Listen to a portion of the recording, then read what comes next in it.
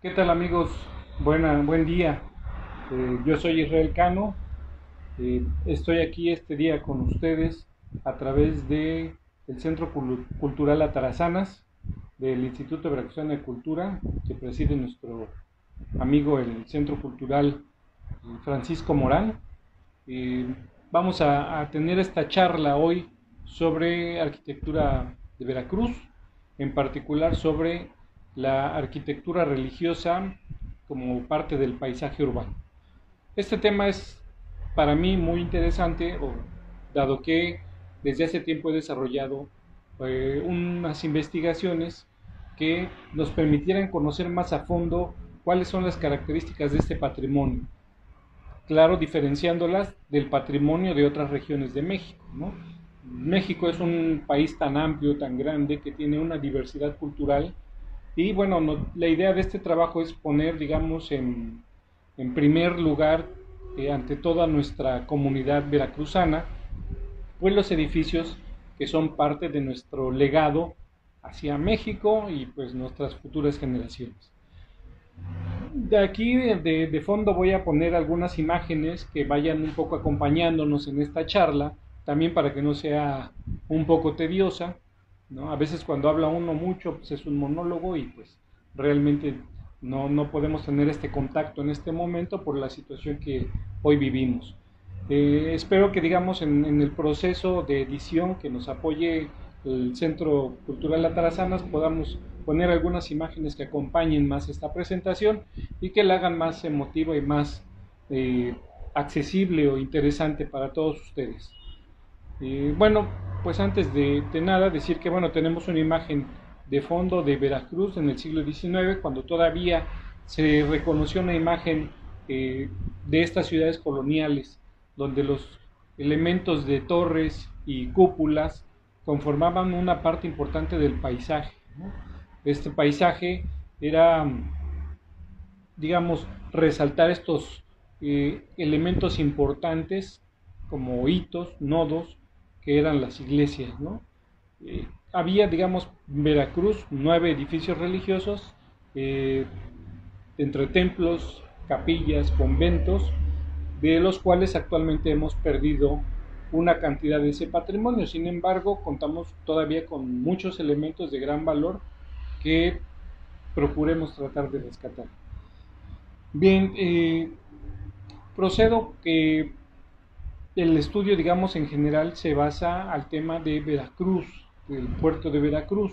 Sin embargo, también he de mencionar que dentro del estudio se realizó, digamos, una análisis de las tipologías de las diversas edificaciones en la costa central de Veracruz, Tlacotalpan, hacia la Antigua, diferentes poblaciones, lo cual nos permite tener como una mayor idea de, de las tipologías arquitectónicas que existen en este territorio. No las vamos a hablar en este momento, sin embargo, me permito decirlo para en un momento referir que hay un contexto o un universo mayor, el cual fue estudiado, analizado y que nos permite tener, digamos, mayores elementos para poder hacer aseveraciones sobre la arquitectura religiosa de Veracruz. No quiero olvidar de decir que vamos a recordar que estamos hablando de Veracruz desde el año 1600, 1599, 1600, que es cuando se traslada la ciudad al punto de las ventas de Buitrón, que es donde actualmente está el emplazamiento. Eh, Obviamente llegaremos hasta el periodo del siglo XVIII, ¿no? El XIX realmente ya prácticamente no se edifican nuevos, sino se hacen modificaciones a los edificios existentes, ¿no? Encontraremos dentro de la diversidad tipológica de edificaciones de Veracruz las capillas, los templos, los conventos, ¿no? En cuanto a lo que es el edificio religioso como nave de celebración, regularmente encontramos la planta de cruz latina, es decir, un eje central y uno transversal, y en el punto donde se intersectan las dos se coloca la cúpula, ¿no? La cúpula que será un elemento del axis, ¿no? Que nos trata como de llevar al cielo, ¿no? Por alguna una forma de expresar este sentimiento.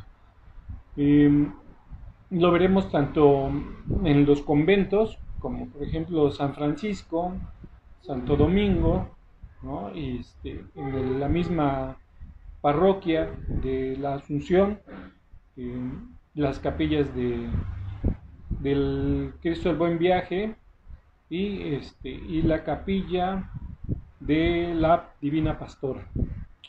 Pues bien, eh, también digamos que en estos edificios se acompañan de las torres. Las torres también son un elemento dominante dentro de la acepción o la percepción arquitectónica del edificio. No las quiero decir que no tienen tanta importancia, pero en este momento no me voy a centrar tanto en las características de la torre, ¿no? Generalmente sabremos que son de 2 cuerpos, y ya en el siglo XVIII de 3 cuerpos. En Veracruz realmente se prolongó el uso de 2 cuerpos y no se construyó el de 3 ya hasta el siglo XIX. Y consideramos que tiene que ver con las características del terreno arenoso, lo cual en un momento dado no era como no parecía factible poder hacer una edificación tan alta en estas condiciones. Bueno, las cúpulas tienen la forma del cascarón, ¿no? Tiene una serie de deformaciones propias por su misma característica constructiva, que incluso también depende de los materiales con que esté fabricada, ¿no? Pero regularmente tienen problemas de aplastamiento. Ese aplastamiento en la parte de la parte superior propicia que la parte baja de la cúpula se extienda hacia los extremos laterales, generando unas grietas, ¿no? Una serie de fisuras por esfuerzos de coseo. La plática no pretende ser, digamos, muy técnica, ¿no? La intención es que sea más de divulgación, ¿no? De que entendamos como los principios básicos. Por eso menciono estos temas, ¿no? Sin embargo, digamos, considero que son necesarios porque parte de las soluciones que planteo yo en el caso de Veracruz para el tema de las cúpulas están relacionadas con sus deformaciones propias. Además, o como valor agregado a las características del terreno. El terreno, al ser arenoso y no contar, digamos, con un estrato firme en las primeras capas, pues hace que la forma de construir tenga que ser mucho más precavida, es decir, tener muchos más elementos de control, ¿no? En este caso, digamos, también históricamente se conoce que hay una serie de estudios de cómo podía resolverse estos temas, ¿no? Y pues tenemos como tal la arquitectura gótica con el uso de los arcos botareles, los arcos por tranquil, ¿no? Que nos van a ayudar a generar grandes estructuras, ¿no? Con apoyos exentos y que permitan transmitir las deformaciones o los esfuerzos hacia el terreno de una manera más directa, ¿no? Esta parte de la arquitectura, digamos, también recordemos, hablando del periodo gótico, que se buscó hacer que las iglesias fueran mucho más altas para resaltarlas dentro del paisaje urbano, es decir, que tuvieran una connotación importante dentro del contexto en el que se implantan, ¿no?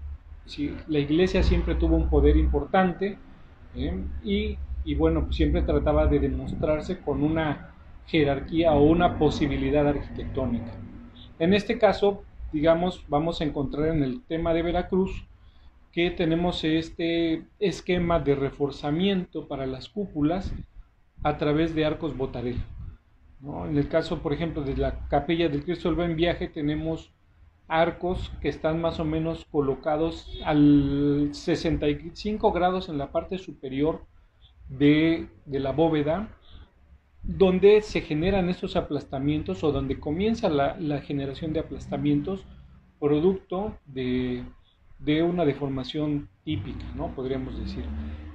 También tenemos la capilla de la Divina Pastora, que también tiene estos arcos por tranquil. Sin embargo, podría yo decir de primera mano, conociendo ya estos edificios dentro del levantamiento y de un proceso de estudio de ellos, que a la fecha no presentan grandes deformaciones, es decir, no presentan las grietas que típicamente podríamos decir que son parte de esos edificios, ¿no? Y podríamos decir que de alguna manera estos elementos de apoyo, de soporte, pues, pues tienen una función eh, útil, técnica, constructiva, ¿no? Sin embargo, también tenemos que reconocer que tienen una parte estética, es decir, no solamente hablemos de la parte constructiva, sino también de lo estético. Y entendiendo que estos inmuebles se desarrollaron en diferentes periodos históricos dentro de la ciudad, decía yo, entre el 1600 al 1700, finales del 1700, ¿no? Dentro de este, digamos, universo de la ciudad de Veracruz, hemos podido reconocer algunas tipologías o características distintivas de las cúpulas que aquí presento como una clasificación, hablando de las cúpulas sin tambor, las cúpulas con grada y las cúpulas con tambor, ¿no? De manera general. También hay otras características que tienen que ver con las ventanas, ¿no? En algunos casos las lucarnas, que son como la ventana integrada dentro de la bóveda, o el tambor, digamos que ya es una adecuación, modificación para el siglo XVIII, donde se colocan las ventanas en el tambor para mejorar la iluminación de los espacios interiores de los templos religiosos. En el primer caso de las cúpulas con tambor, perdón, cúpulas sin tambor, tenemos el Cristo del Buen Viaje y la Divina Pastora. Cuando hablamos de una cúpula sin tambor nos referimos a que la cúpula se desplanta, como ya hemos dicho, del eje central y perpendicular del transepto de la iglesia, donde se genera un cuadrado y directamente del cuadrado se genera la construcción de la cúpula, ¿sí? Sin tener, digamos, un elemento que permita la transición entre estos dos. En el caso de las cúpulas con grada, igualmente sobre el cuadrado donde se intersectan los dos ejes del templo, ahí sí tendremos como un pequeño escalonamiento que servirá de base y soporte para el desplante de la cúpula, con la intención de que de dar mayor reforzamiento a la cúpula para que no se generen grietas por el mismo aplastamiento. Y en el caso de las cúpulas con tambor, bueno, después de tener este cuadrado de la intersección de los ejes, tendremos un octágono, el cual permitirá la construcción de la cúpula en la parte superior. En este caso también tendremos ahí Nuestra Señora de la Asunción y la capilla de la Tercera Orden del convento de San Francisco. En el caso de las de con grada tenemos la capilla, el templo, perdón, del convento de San Francisco y el exconvento de Santo Domingo. Bien, un poquito a veces de los temas más poco fáciles de visualizar es la grada, ¿no? Entonces ponemos aquí un pequeño ejemplo de lo que constituye una grada en el caso del convento de Santo Domingo, que además es digamos, no es un invento para Veracruz, esto ya existía desde la arquitectura italiana, ¿no? Y aquí ponemos algunas referentes para poder, digamos, un poco reconocer esta tipología dentro de la forma de hacer cúpulas, ¿no? Bueno, por otro lado también decir que dentro del universo de Veracruz tenemos algunos edificios que a la fecha ya no existen, ¿no? Que por algunas condiciones, parte de la historia, sin juzgar a nadie, pues de alguna manera se perdieron en un momento dado, ¿no? Como es el caso de la capilla de Loreto, que estaba en el ex hospital militar, el convento de la Merced, y bueno, la cúpula del convento de de San Agustín, que antiguamente era el colegio jesuita. Digo, esta última no se perdió todo el edificio, solo la parte de la cúpula, durante el proceso de abrir una vía de acceso directa hacia lo que es el malecón de la ciudad de Veracruz y que tiene que ver fines militares, ¿no? En este proceso. de ahí en cuenta contamos todavía con un acervo de arquitectura religiosa, que bueno, que veremos en un momento más. Aquí una imagen de estos inmuebles de los que estábamos hablando ahorita, hablando pues que formaban una parte del patrimonio, pero bueno, todavía conservamos una parte importante de este patrimonio. Y bueno, y también el hacer referencia a estos edificios es ver que los mismos contaban con cúpulas, con arco botarel igualmente, ¿no? Lo cual nos habla de que pues había una personalidad en la forma de hacer este tipo de arquitectura en la ciudad. Es decir, no hablamos de casos aislados, no hablamos que nada más fue una iglesia y las demás no. Recordemos, y es verdad, que este tipo de soluciones técnico-constructivas existen en otros lugares, como en Puebla, en Oaxaca, y que mucho tiene que ver también con la participación de zonas sísmicas, ¿no? En el caso de Veracruz lo vamos a ver como una constante en las cúpulas de todos sus templos, ¿no? Lo cual me parece a mí importante apuntar como una particularidad del paisaje veracruzano. Eh, Aquí, por ejemplo, una imagen también que estábamos poniendo sobre una perspectiva vista desde lo que fue la bóveda, lo que es la bóveda y donde estuvo la cúpula del convento de San Agustín, antiguo convento jesuita, y al fondo se ve la Catedral de Veracruz con su cúpula, ¿no? Lo cual nos habla de las diferentes perspectivas que podríamos contar hoy, pero que, bueno, de alguna manera eh, podemos todavía reconocer parte de ese paisaje que nos puede brindar una importancia para nuestra apreciación local, ¿no? En otro sentido, bueno, también ver, digamos, ya todos estos edificios, perdón, voy a tomar un poquito de agua porque se me seca la garganta estar hablando solo, pero bueno, yo espero que hasta estos momentos pueda captar su atención. Realmente eh, yo considero, digamos, que el tema importante de esto es poder valorar no solo es decir, el templo desde el punto de vista religioso, sino también como un elemento simbólico dentro de la ciudad, ¿no? Eh, en muchas otras localidades, digamos, siempre se pone la arquitectura religiosa como parte de este contexto que se debe visitar. A veces en Veracruz pareciera que es más importante ir solamente a San Juan de Ulúa, o solamente a Baluarte de Santiago, solamente a ciertos edificios militares, ¿no? Y olvidamos que tenemos tal vez ciertas características particulares, y bueno, también es que igual posiblemente no las hemos reconocido, ¿no?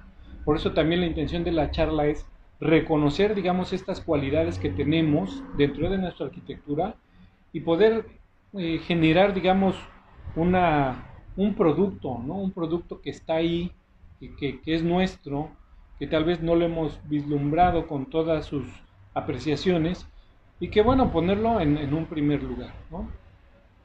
Eh, pues estamos aquí con algunos edificios, como decía yo, la iglesia de la Vina Pastora, el Cristo del Buen Viaje, el ex convento de Santo Domingo. Algunas fotos ya son un poquito viejitas, si las ven, van a decir, oye, es que no está así. Bueno, sí, realmente ya tienen un rato las fotografías, ahorita no he tomado más.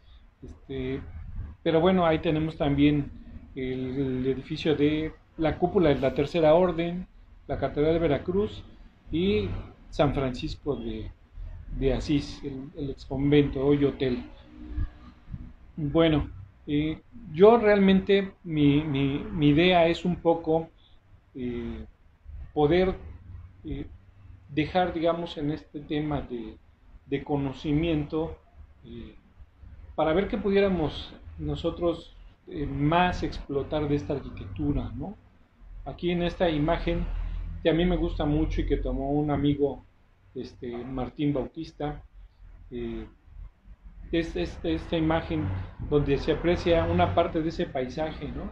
Por ahí sí yo le di unos tintes ahí con el cielo, darle una ayudadita, pero bueno, es muy claro, ¿no? Ver una cúpula de el siglo XVII, ¿no? Que es el convento Santo Domingo, y 18 Nuestra Señora de la Asunción, las dos tipologías,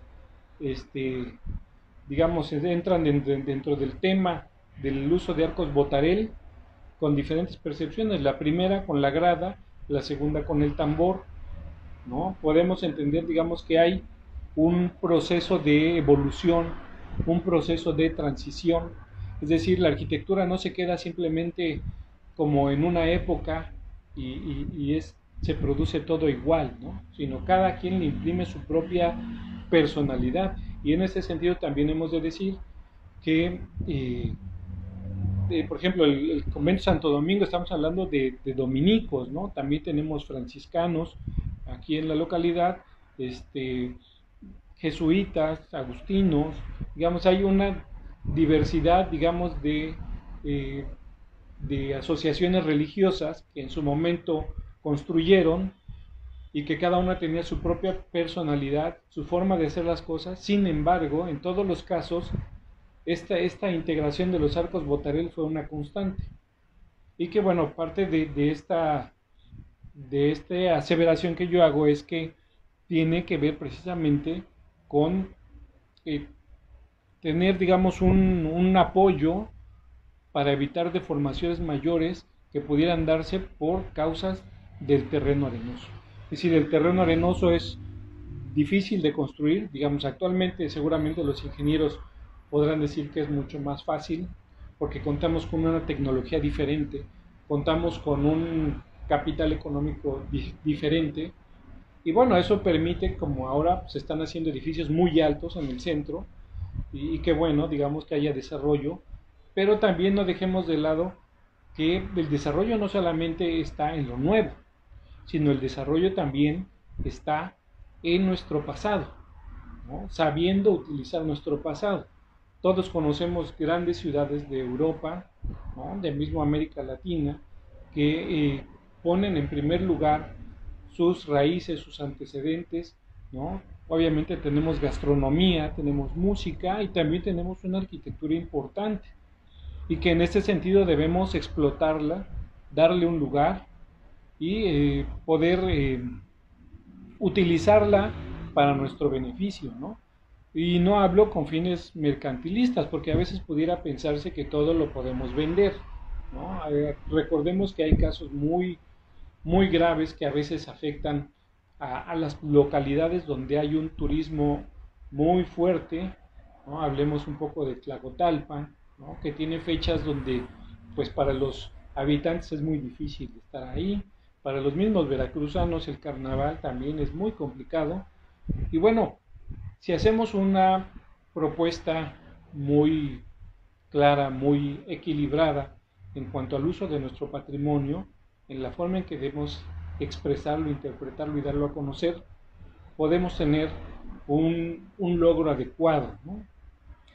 Espero yo, digamos, que esta charla o este monólogo nos sirva un poco para reflexionar sobre estos temas y bueno, que en un momento dado podamos tener esta, este diálogo, ¿no? Yo, digamos, dejaré aquí para Francisco, nuestros amigos, cualquier duda, cualquier comentario que tengan será bien recibido, ¿no? También recordemos, yo, digamos, presento un planteamiento desde mi punto de vista y perspectiva, sin embargo, eso no quiere decir que, bueno, pues yo sea el único que tiene la razón. Por otro lado, digamos, hay muchos, o he escuchado que algunos compañeros por ahí dicen que, bueno, que realmente las iglesias todas son del siglo XIX, XVIII. Realmente, pues no, sí tenemos base como para decir que hay elementos constructivos de periodos del siglo XVII, ¿no? Estamos hablando del 1600, y que bueno, cuando uno hace estudios de arquitectura, pues sabe uno que hay procedimientos y técnicas constructivas de diferentes periodos, ¿no? Y hay una forma de cómo hacer las cosas. Es decir, el cemento tiene un periodo en que llegó a usarse, el acero tiene un periodo también en que llegó a usarse. Digamos, hay formas de poder evaluar cómo, de interpretar, perdón, cómo se han hecho estos edificios, ¿no? Podemos ver qué pedazos se le han agregado, qué pedazos son originales, más o menos podemos establecer cierta evidencia de su origen, ¿no? Eso corroborado con los documentos históricos, escritos, gráficos, que apunten a dar certidumbre a este tipo de aseveraciones. Sin otro particular, agradezco su atención, agradezco que me hayan dejado entrar a sus hogares. Quedo de ustedes para cualquier duda y les mando un cordial saludo.